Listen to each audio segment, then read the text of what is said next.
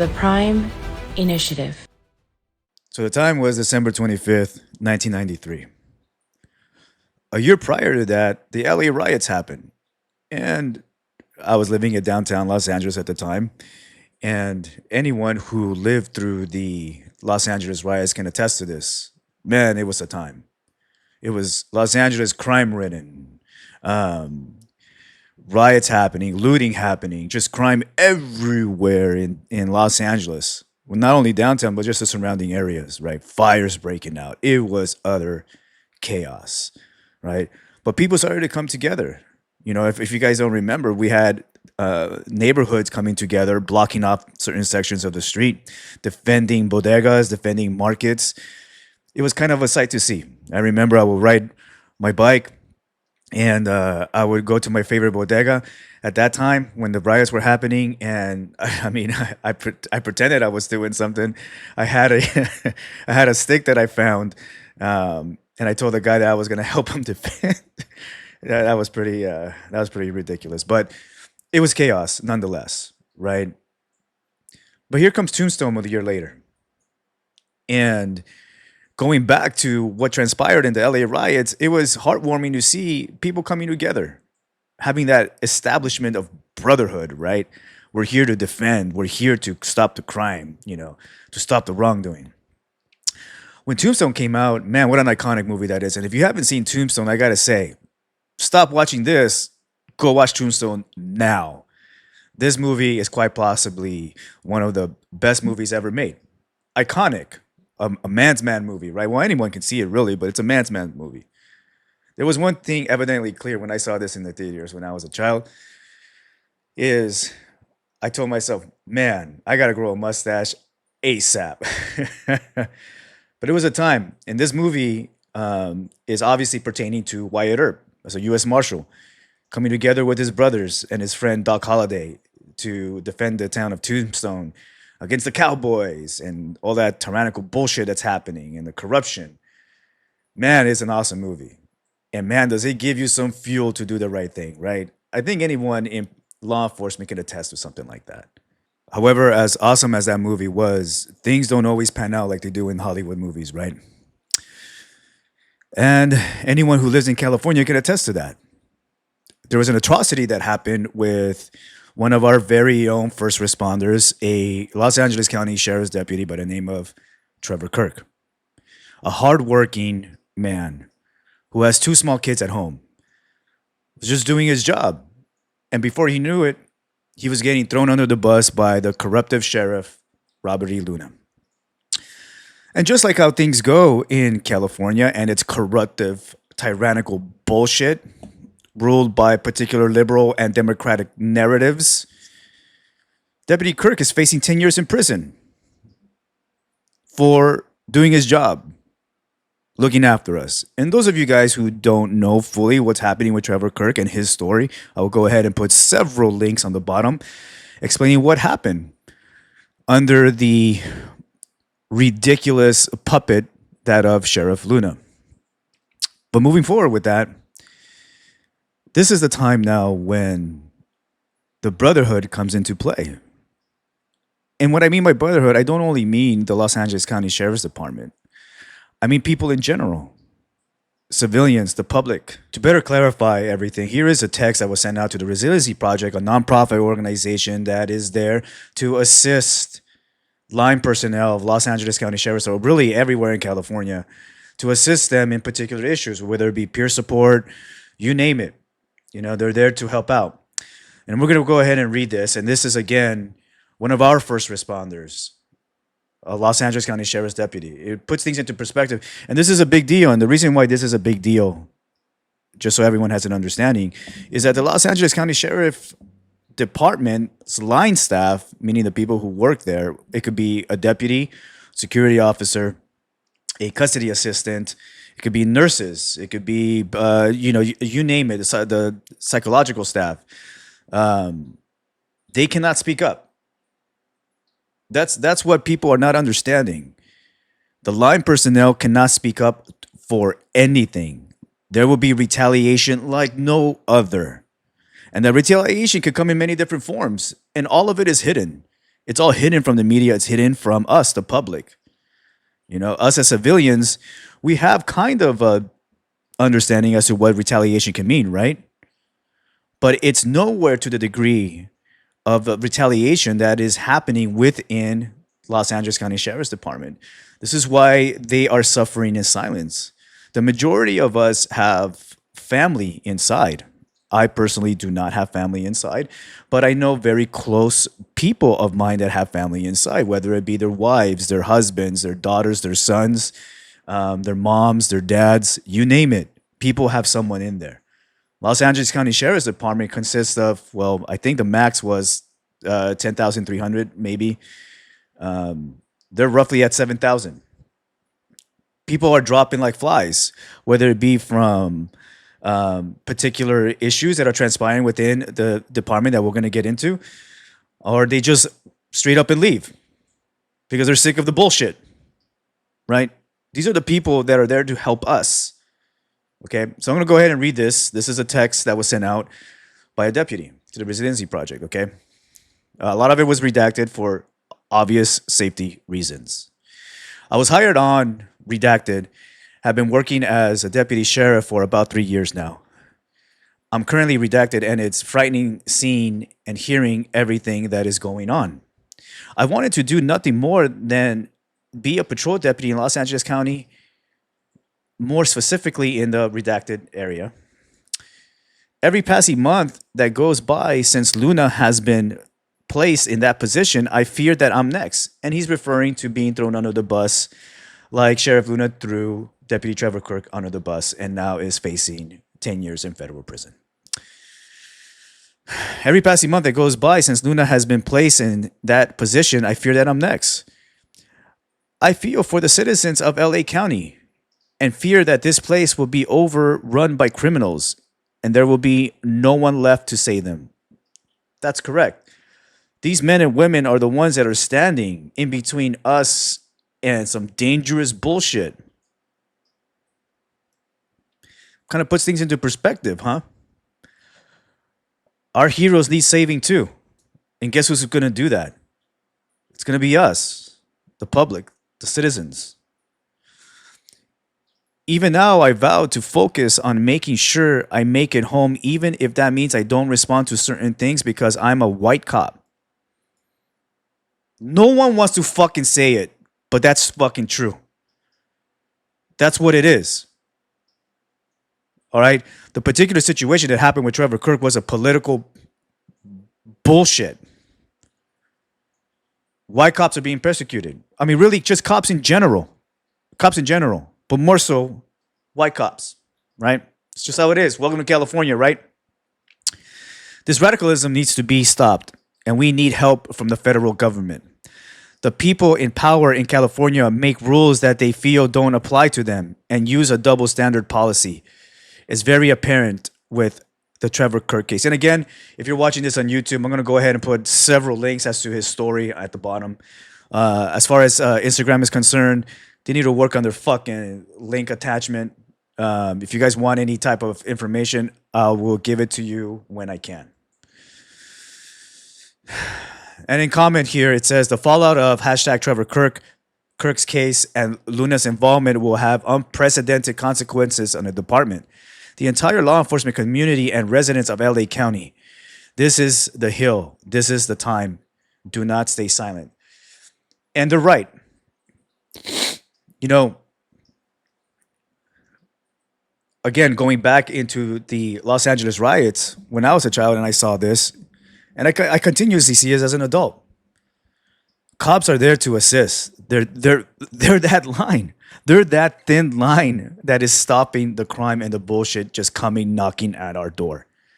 They are suffering. Not only, and look, I'm gonna go ahead and lay it down here. It's not only sheriff deputies. It's just first responders in general. Look at what happened with the fucking fires. You got not only deputies, security officers, custody assistants. You got probation officers, firefighters, paramedics. They're all suffering. These are the people that are supposed to save us. It's time to stand up and assist them, especially coming down to this bullshit that's going on in the sheriff's department. We need to get Sheriff Luna out 100%. That's the bottom line. He recently put out a statement saying that Los Angeles County has never been safer. Do you guys feel like you're safe? I'll tell you this right now. I don't live in Los Angeles County. And fuck no, I don't feel safe from all that bullshit happening in Los Angeles County. And I'm not even there. It's a trickle effect. Not only does it affect Los Angeles County, it affects everything in California. And if it's going to affect California, it's going to affect the entire nation. This particular situation is a big deal. This is why we need this brotherhood, right? But let's get into that. Let's get into this brotherhood. And here we are, the Thin Blue Line family. Something that you're told you're a part of upon completion of the academy, not only as a cop, but first responders as well. Welcome to the family, right? We're here for each other. And maybe remind the few, if ill of us they speak, that we are all that stands between the monsters and the weak. Okay. So here's the thing. As we stand right now, there is turmoil. The Brotherhood is shot, especially that of Los Angeles County Sheriff's Department. It's a sinking fucking ship. It's what happens when you have incompetent leadership inside the department, run by a narrative, run by the board of supervisors, right? The Brotherhood is non existent. Everyone should be coming together, as far as the first responders there, Los Angeles County Sheriff's Department should be coming together to assist Trevor Kirk. I mean, it's one of their own. He was one of their own. As we speak, people are getting ready for a particular event that transpires. Is it every year, right? Every year. And it's called Baker to Vegas. Let's look into that here. Baker to Vegas 2025, April 5th and the 6th. Ooh, snake with red eyes. Okay. This particular event is an event that takes place, obviously, in its respected area, right? And it's a sporting event. First responders and officers from all over, come together to Vegas and compete amongst one each other. You know, there's parties, you know, there's awards that are given out. It's a giant, giant event. A lot of money is made, right, Luna? A lot of money is made in Baker to Vegas. But as deputies train for this, they have one of their own at home waiting sentencing. Now, let me ask you guys this, us, the public. If you have this family member who is sick, maybe gravely sick, do you guys decide, oh, you know what, guys? Hey, fucking Kevin over here is dying. He's on his deathbed. But you know what? You know what? God will take care of him. Let's go to Disneyland. What the fuck? No, they don't do that. Everyone comes together and assists that particular individual, right? That particular family member, right? But is that the case going on right now? No, it's not. And before I get into that rant, let me make this perfectly fucking clear. There is hundreds, if not thousands, that are standing with Kirk. Isn't that a beautiful thing to hear?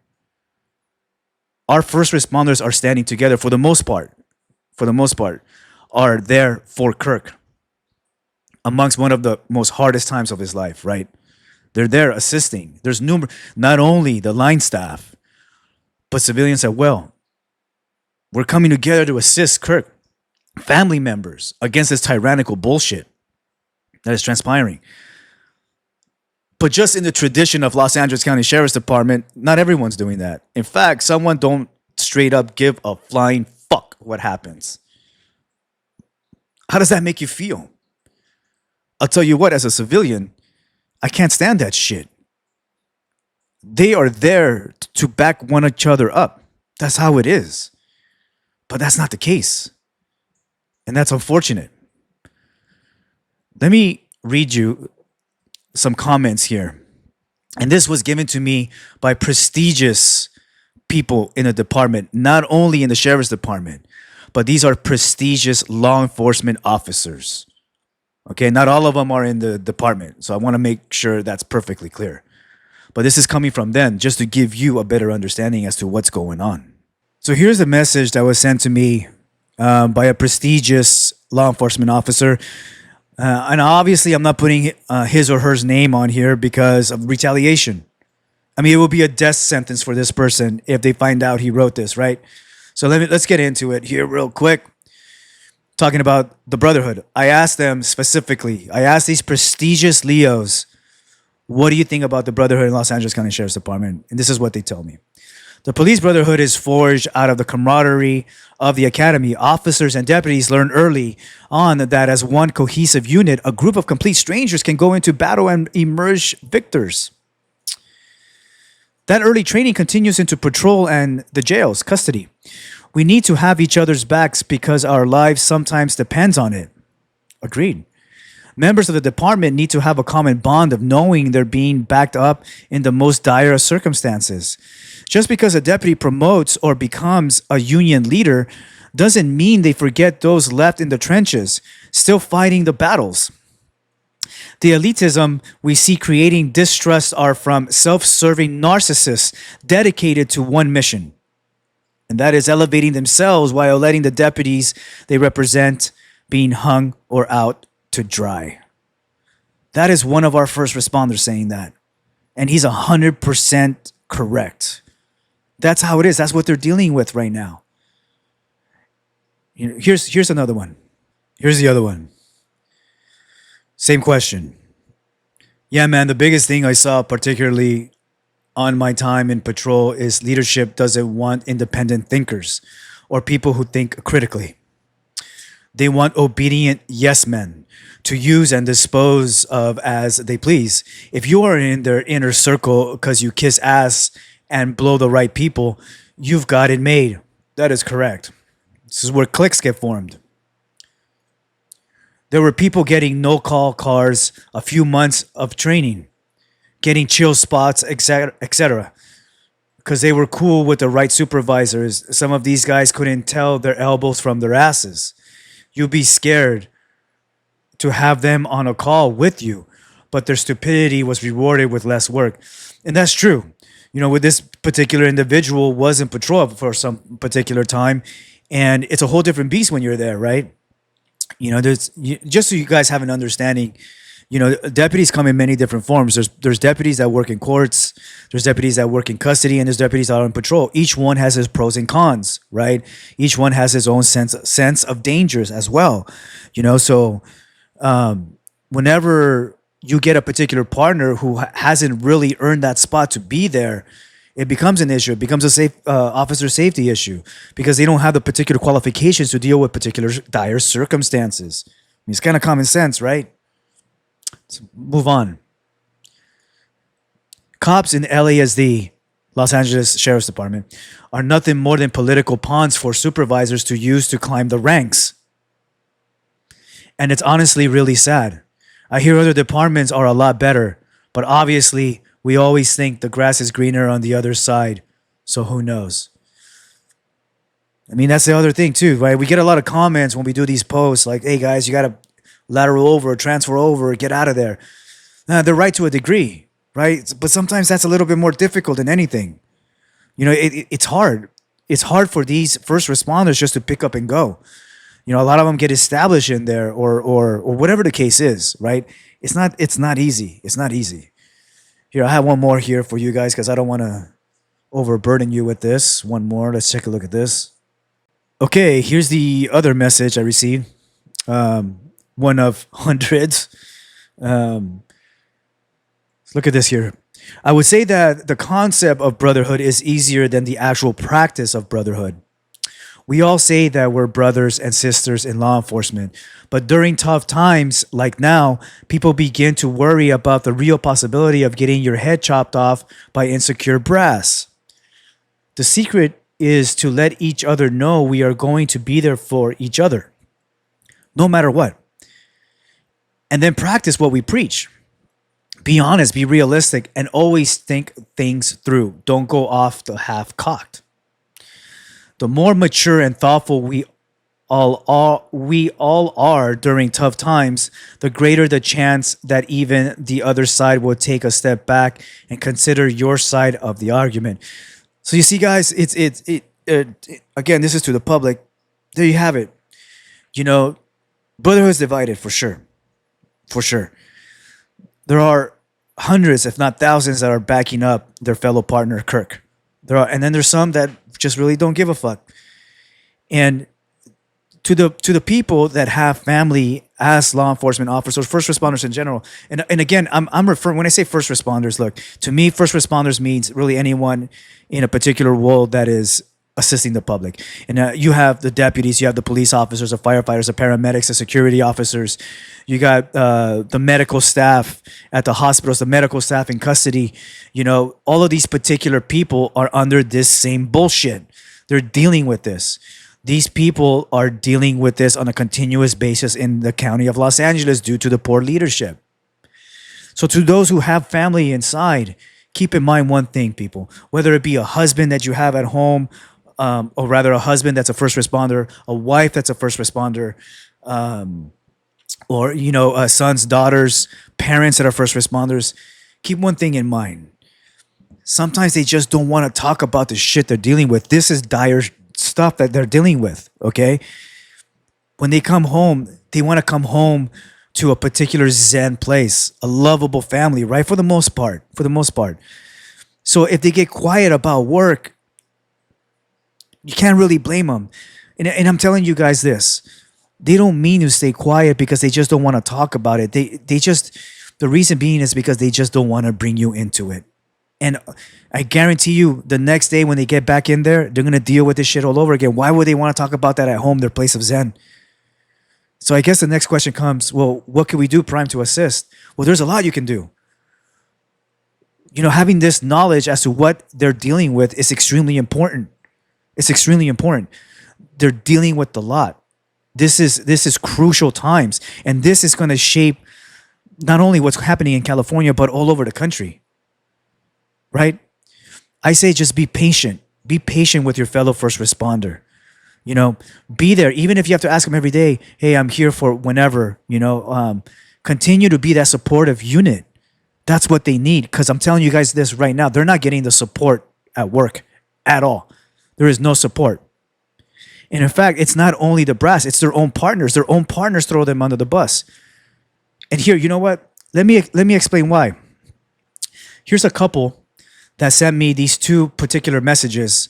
Well, one sent me this particular message, and the other one obviously was given to me. And it goes to show you the mentality of particular deputies in the department. And this is why the Brotherhood is divided, is because of people like this. Okay? Yeah, stand by to stand by. This particular person by the IG handle, hey, it's abs or whatever the fuck, sent me this message pertaining to a video that I made of the Carson deputies that saved that elderly lady. And I clearly stated that I thought they were heroes, which I do. They did a good job. They rescued someone. How could there not be? Right? They're heroes, right? But this person felt differently. And here's the message right here. This is how it starts off. Good thing the Altadena station deputies evacuated the 200 plus people before they showed up. Okay. Altadena station's been going through a lot of shit, right? And yeah, there's some badass deputies that work there. And yeah, if they did this, fuck yeah, that's awesome. They're fucking heroes as well, right? This is a 200 plus people. That's a lot that they got to evacuate. But why tell me this if I'm giving someone credit, right? Reads on, okay? To which I reply, hello there. Sorry, I misunderstood. Before who showed up? I don't understand what the fuck she was talking about, right? Here's the other one. Okay, it goes on to read. The Altadena deputies had to evacuate that building with the fire department while everything around that building was on fire hours before those Carson deputies showed up. Okay? So, okay, I mean, What am I supposed to say to that? So I replied, no kidding. Thank you for telling me I was under the impression people left on their own.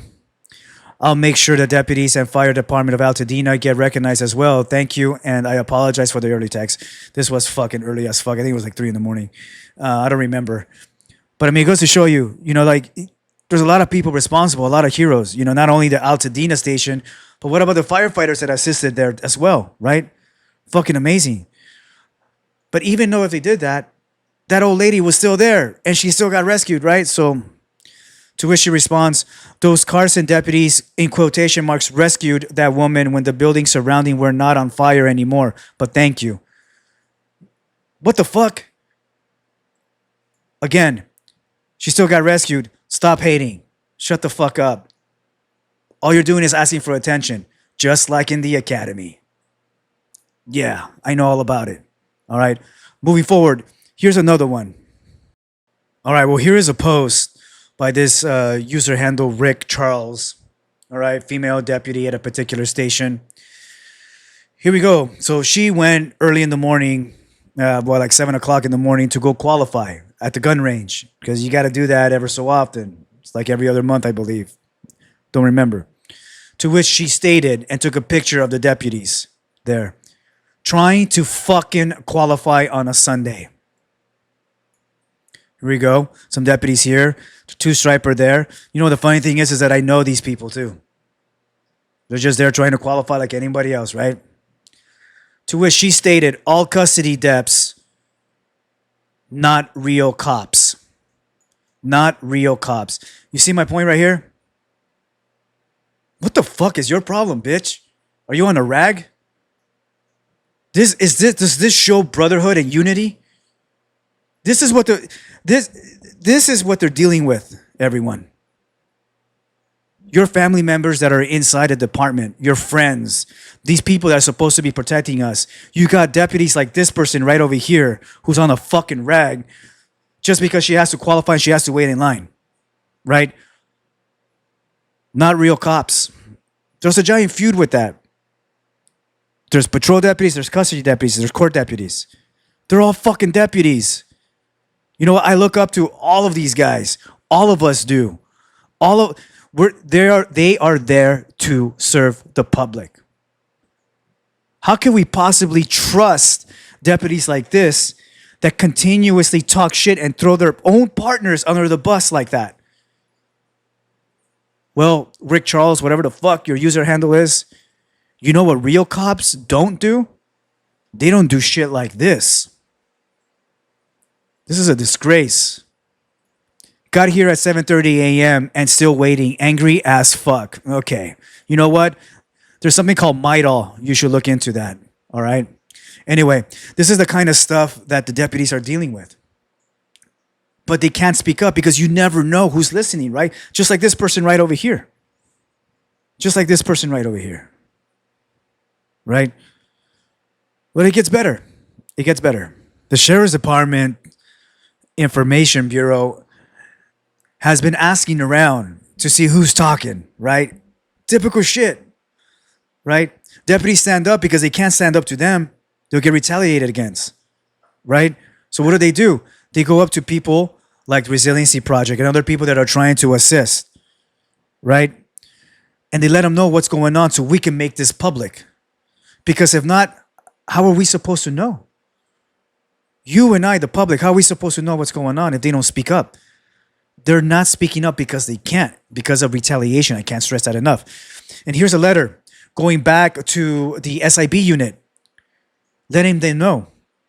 Okay, read it again. We've been informed by multiple deputies that you've been reaching out, asking who is communicating with us. A word of advice. Attempting to intimidate deputies who engage with us on their personal time in a peer support capacity is a serious miscalculation. These are individuals rightfully expressing their frustration over a compromised sheriff and the malicious prosecution of Trevor Kirk. If you continue down this path, you should assume that these interactions will be made public for the entire department to see. Do your jobs and stop interfering with your own deputies. Yeah. Your shit's going to go out there. I guarantee it. And I promise you, I will spearhead all of that. These deputies are suffering, and yet you're over here trying to see who's talking. What are you going to do, silence them? Huh? That's what the Los Angeles County Sheriff's Department is known for, right? But here's the thing. Deputies are stepping up. Deputies are stepping up, okay? They're talking now. They're frustrated as fuck. Us as the public, guys, we got to support people like this. We got to support Trevor, Kirk. We got to support the Resiliency Project. We got to support every single person that is helping out the first responders, not only deputies, security officers, custody assistants, the medical staff, the psychological staff, all of these people that work within a medical capacity inside the sheriff's department or really in any capacity that of a first responder, right? We got to support them. They're going through a lot right now and they cannot talk. So we have to be the voice for them, because when we're in danger, who do we call? Call them.